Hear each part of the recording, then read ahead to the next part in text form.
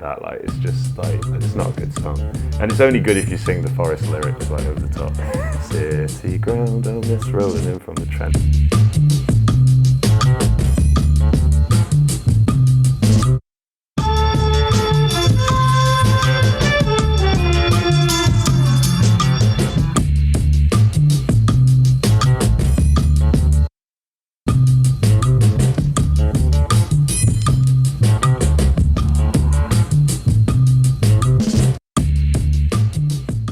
We are Paradise Hi-Fi, and there's another guy called Cal from Nottingham, and we all went to uni together and then became friends and built a sound system, and now we DJ together. Well, I met Sam when I saw he was on my course and I saw he was doing an event, so I just invited him to the pub.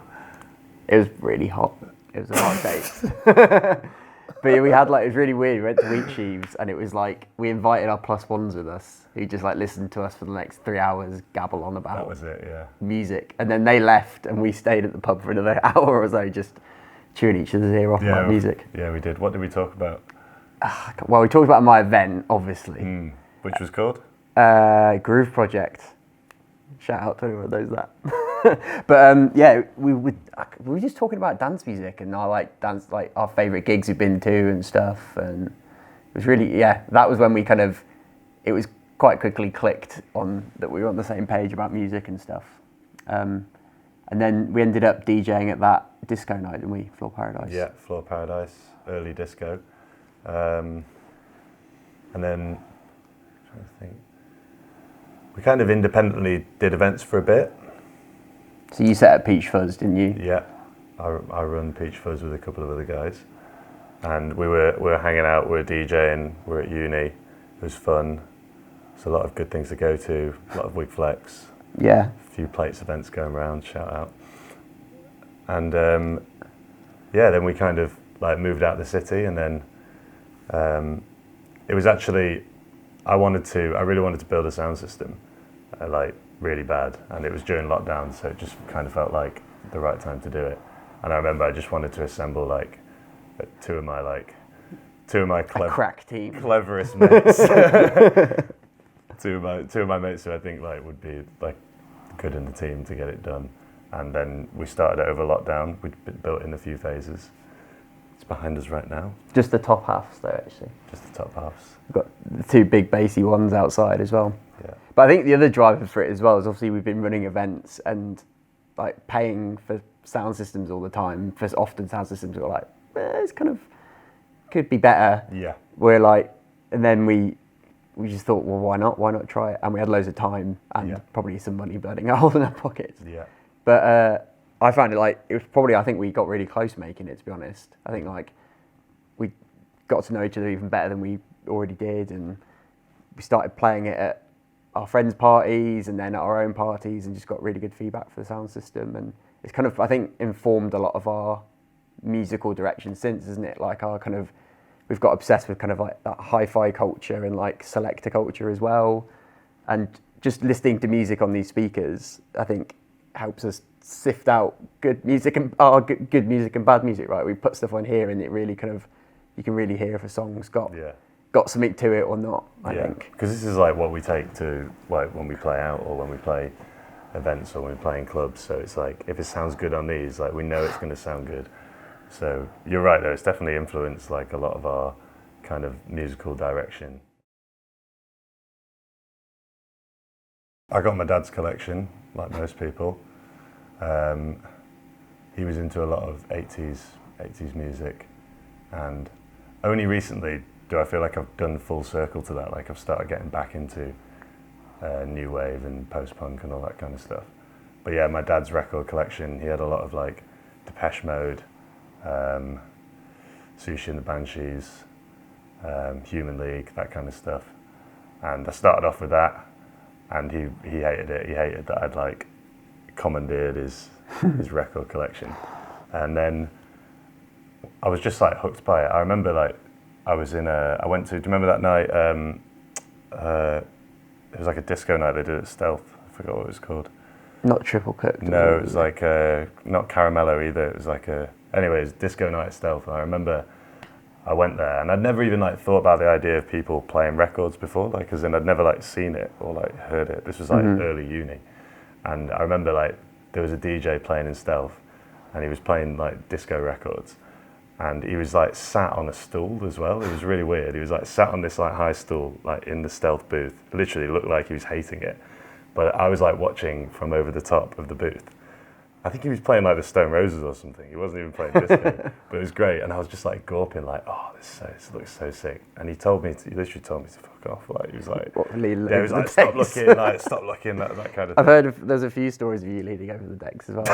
I can't remember. There's a few others I've heard. I've just got this image of you like hooked over the Stealth booth, like giving the DJ large. But yeah. So when was your first record experience?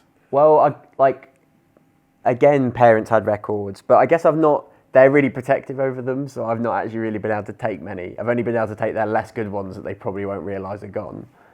But again, like, they really heavily like influenced me early on, like, you know, Talking Heads, Human League again, all this kind of stuff.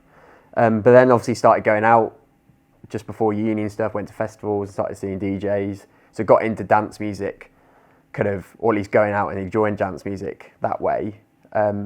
And then started going to stuff at uni. I'm trying to think when records really came into it. It might have been when I went to my first Wig Flex, which I think is a big day for anyone, isn't it? Yeah, definitely. But I think the first one I went to was, it was just after Midland had released his Blush EP, and he was doing a UK tour, and he played with Shanty Celeste and Cool Super at Brickworks. And I think me and my friend Josh saw all of them were playing on vinyl, and that was a bit of kind of oh, you can actually do this. It's not actually just old boring DJs that DJ on records. Yeah, well, that's what. Shout out to Nick behind the camera.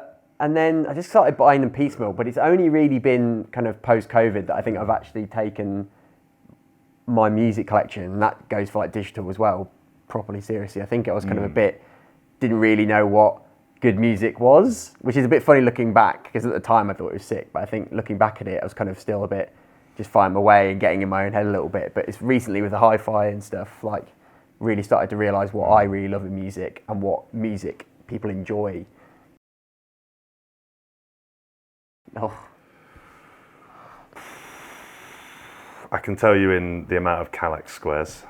3.5, well, 4. Oh my God, I feel so inadequate. I've got, maybe a Calyx square that I'm happy with, but I own maybe 2.5. But I think one, I was going back through before this, I was like, oh, there's so much stuff I need to sell. So 2.5, but one actual usable Calyx square.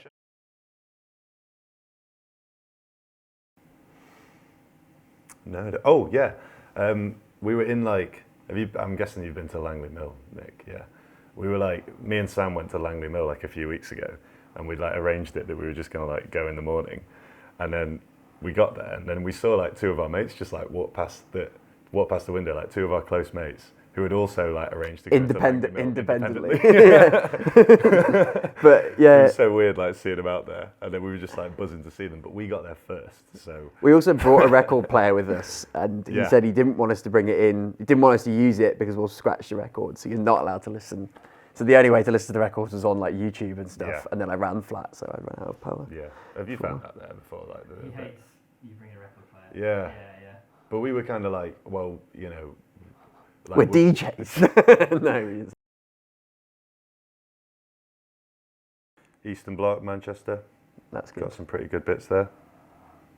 Well, I just went to Disc Frisk the other weekend, or 2 weekends in a row, and Corey's sick of the sight of me now. But Disc Frisk in Bristol is really great, honestly. And it's like, I went the 1 week apart from each other, and the stock had like been completely updated, which was really great. Is that because Corey like takes all of the good stuff? Yeah, maybe. Corey, shout out Corey, very, very good DJ who played in Knots recently and runs Disc Frisk. Yeah. The other one I went to is in a couple in Stockport, which I've actually got the record bag for one of them. What was that one? This one's SK1 Records, which is more of like, it's like Luke Unabomber mentioned it on his radio show on Worldwide FM a few years ago. And also All Night Flight is another one in Stockport. It's really good. That's Stockport. run by someone that used to work at Eastern Bloc. Did you see that article which was like Stockport is the new Berlin? Mate, I'm not going to deny it. I was just going to say Blask Records. Oh yeah, that's actually Yeah. great shout. Big up Blask Records. Like, we recently went to Poland, and a few guys who used to live in Notts, Camille, he runs a shop in Warsaw now called Blask Records. And sick, yeah, loads of like cool electro, minimal house, techno bits. And Yeah, I got a really house good record there DJs, that I've so- been looking for Without about winner. 3 years, and I actually found Did it you- there. What was that? Santone Be Right Here, that like old school like NYC download kind of deep house thing.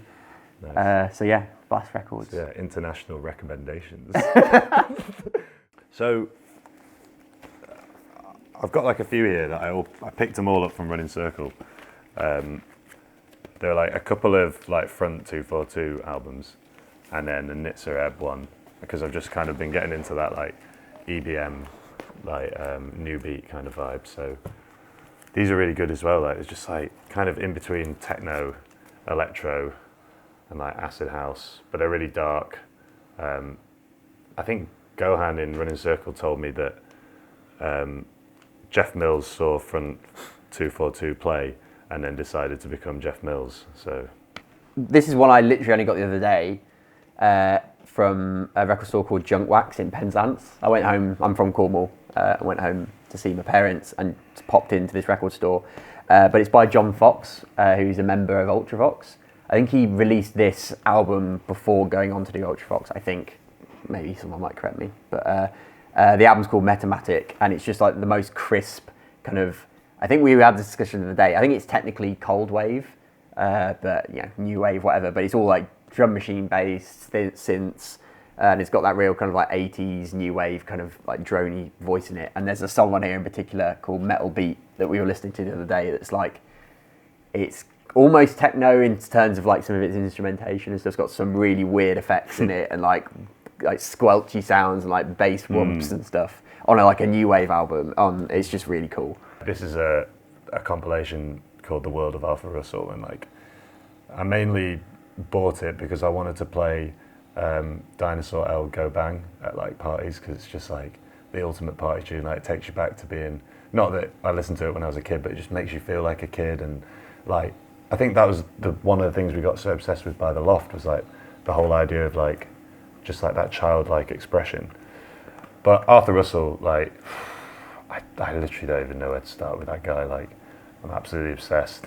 I've listened to all of his albums, apart from, there's a green one which I haven't got around to yet. It's like him in front of a tractor, and then he's just I've not listened to that one. he's just had a new one come out as well. But he does everything, and he's got like a real like kind of pop essence to everything he does. Like, his vocals really remind me of Fleetwood Mac, or even Bjork to some extent. Like the kind of the high range, like it goes like da, da, da, It's really like high, really almost low. uneasy as well, almost unsettling, but it's also really lovely and warm. I think it's like it trends that line that kind of Bjork kind of sometimes does, doesn't it? It's kind of like a voice that nearly sets you on edge, but yeah, it's all still kind of rooted in pop and stuff. It's really sick.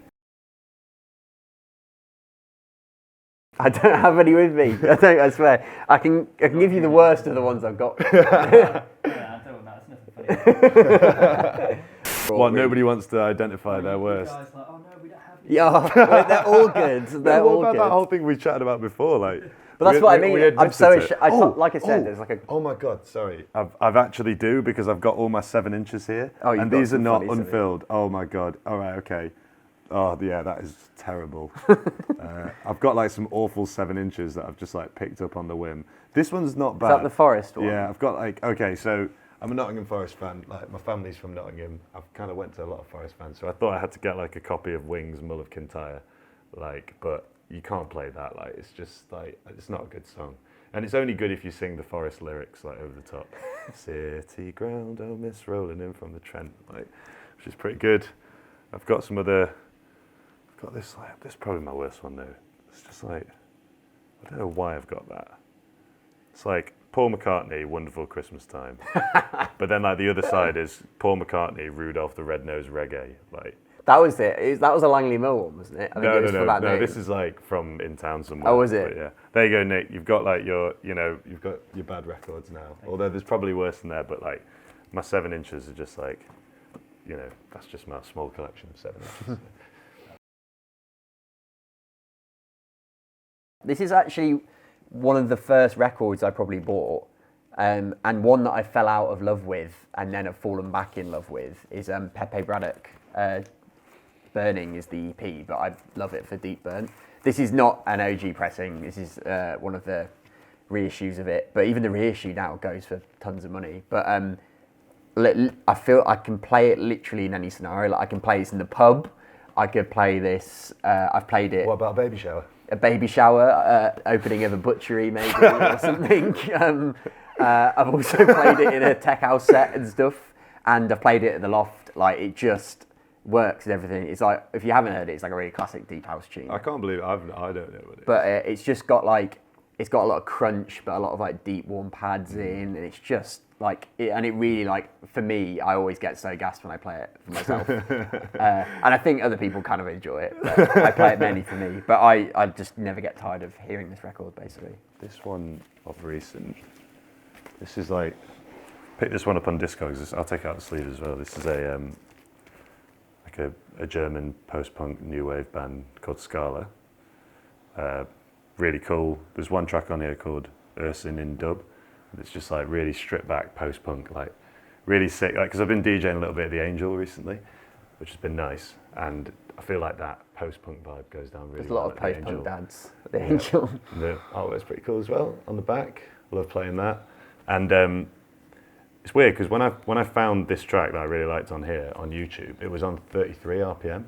So you play it on 33, and it's like this like dub kind of, like it's just do do do do do do do do do do do do do. It's like really slow and chuggy. What is it supposed to be, a 45? It's supposed to be 45, but then when it's 45, it's like do do do do do. So it's like it's good in the bit, good in for the both moods.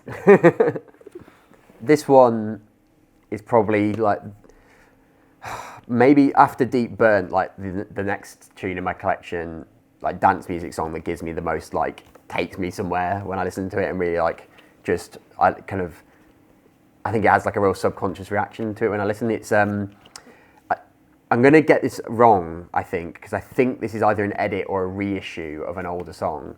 But this version is Brothers Vibe, and the song's called Be Right There.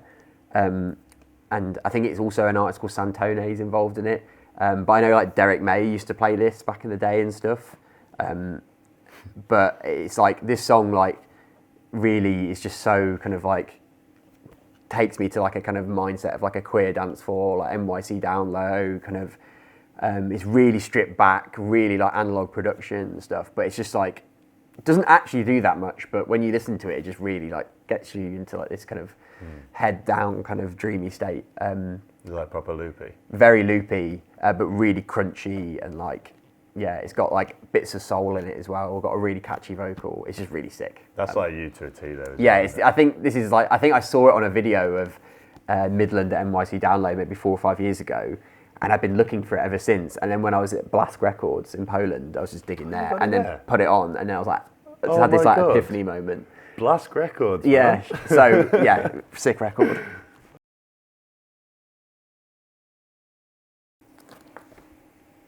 Yeah. Okay. I feel like this is a good one to pick out for that. So this is by like some 90s techno guys called BPMF, and I really like this one. It's just like kind of like this ambient electro track. And then there's another one that I played at your Katyusha party on this as well.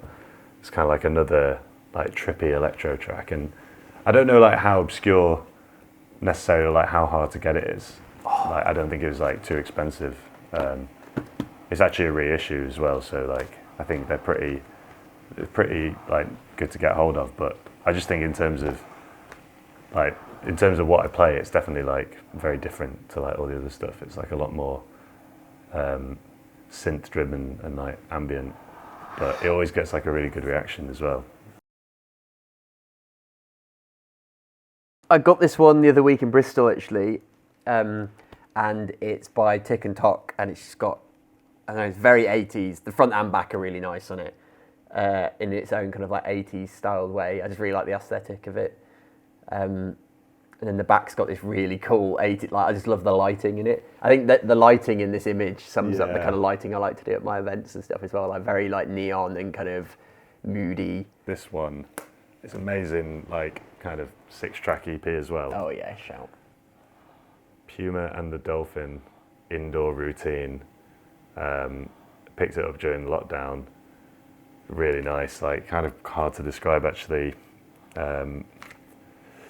Is it Italian? Like, no, it's not. No. Gives me Italian vibes. It's like it's kind of like percussive ambient stuff. Percussive ambient stuff. That's a bit of a contradiction. Is that even possible? It is now.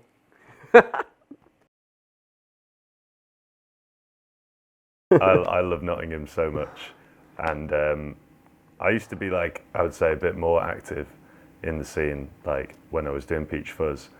Like we were like booking DJs a lot more, but like I think the scene now is in a much like healthier and organic state, and I'm just like really, really grateful to be a part of it. And you know, there's too many people to name, honestly, but like off the top of my head, like Swing Dash, Mind on Ice, Club Fruit, smashing it. Got Billy. Well, there's just so many little things like how did you get so late? Yeah. She's doing Revinyl Sessions, amazing, and that's just like a Wednesday like midweek thing. Even there's things that have pop up just now and then. Like last weekend, there was something in Mim Loft. I can't remember the name of it, but it was a queer event. Like the first one I got. That started and things. It's like, and we don't even know I think what shows it's a healthy scene now is like we don't necessarily know all the people setting up these events, which kind of I think is good because it means it's spreading out of just one social group. It's kind of a bit more sustainable, isn't it? Rather than just you or I and a few of our mates setting things up, which I think is quite exciting. Before I forget, Sunfried Tribe as well. Those guys are doing some really cool bits, like their artwork and all that immersive side. But I don't know, maybe it's like being a student and kind of having like a small network, and then, you know, staying in Nottingham, like not as a student, and just kind of, maybe it's like always been there, but we've just not been receptive. I think that's definitely part of it as well. Oh, Big Sexy, who could forget? Deck, I mentioned them earlier, like Werewax. But it just feels like right now there's just like a lot of different things kind of popping up, and they've all got their own space, but there's not like, you know, a kind of like rush to be like the next big thing. So this is where we keep our subs. This is our it's ultra secret, high security venue. Let's come out here. Do you have the light on? Yeah, they switch off after like 15 seconds though. Oh, so you gotta be quick. Who's on the light switch? I'll keep there. Yeah. So this was the first one. Well, one of these was the first one that we built. I can't tell which one is No, because which. they both look like shit. Yeah, they're both really. For a while, we built them about a year apart from each other. For a while, you could tell which was the newer, but they've just taken a bit of a battering like over the years. We designed the cabinet ourselves, simulated it.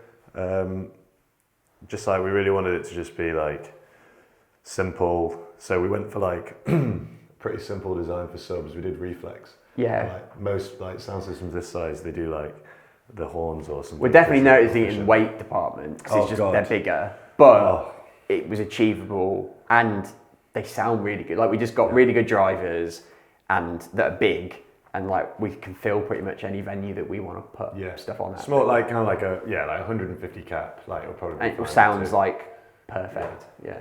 And then this here, like from my old job, they were like throwing out the light diffusers. So we needed a grill, but I just like took the light diffuser from the old office and then like trimmed it down and stuck it on. Honestly, it did look nicer than this. Like, yeah, it's due we've been talking about doing sanding it down, putting some wheels on it and stuff. But they're in here for the meantime.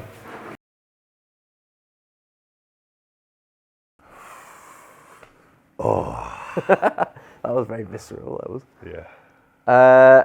I mean, this is not the only reason. This is the one that I've been really recognising recently. Is just from a DJing perspective, I really feel like enjoy playing records more because of the challenge, I guess. But also I find I listen to the record a lot more as I'm mixing it, and I get much more of a feel with it, and it just feels great when you're like, you know, you're just you're like using the pitch fader to get a track in, and it snaps in and stuff. It's just like, it's just a really satisfying feeling that's really addictive at like the most basic level. And I think we've noticed as well, probably the other main reason is... Sorry, on that, how do you find selecting the tunes as well? I think I select better if I'm mixing on vinyl, because especially because you have to listen to a record really to mix it on vinyl. It's not like digital where you can almost do it with your eyes or sync. You've got to listen to the record as you're queuing it up, and you'll notice a lot more. I notice a lot more if a song will go with another one in that moment, I think. And also then subsequently, I think because you're more locked in, you've got more of a feel of what the groove of the thing you're doing is, and then therefore what tracks go in and stuff. That's what I find. Yeah, the mixing like is like really nice, and like I guess like only recently did like really start to appreciate like just the difference in quality as well. Yeah, that was going to be what I was going to say as well. Yeah, like we were here, like we'd just been to Langley Mill, and we just picked up like loads of like 80s kind of like singles and stuff, which is a whole other thing. Like talk about singles in a bit, but yeah, we just like playing them through the system and like really feeling how like glued like some of the tracks were, and then we're all getting like really philosophical about it, like, oh, like I love like this is what it was made for, or like just, you know, it was like as in the 70s and stuff, like soul and funk and disco and stuff was like made for that format. Yeah, that's what we're saying, is that there's some genres of music that just do sound better through vinyl because they were kind of, that's the medium they were intended to be listened on, and certain genres don't. Yeah, I think we know, like we were doing a comparison, weren't we, playing off a CDJ and a record player, a same or similar record, and just the kind of like the warmth versus like the harshness and sharpness of a digital track versus the warmth of a record, and kind of the roundedness. Definitely more warm, isn't it? Yeah, and like you said, listen to soul and stuff, it just gives it that quality that I think you can't really quantify, but it just feels good.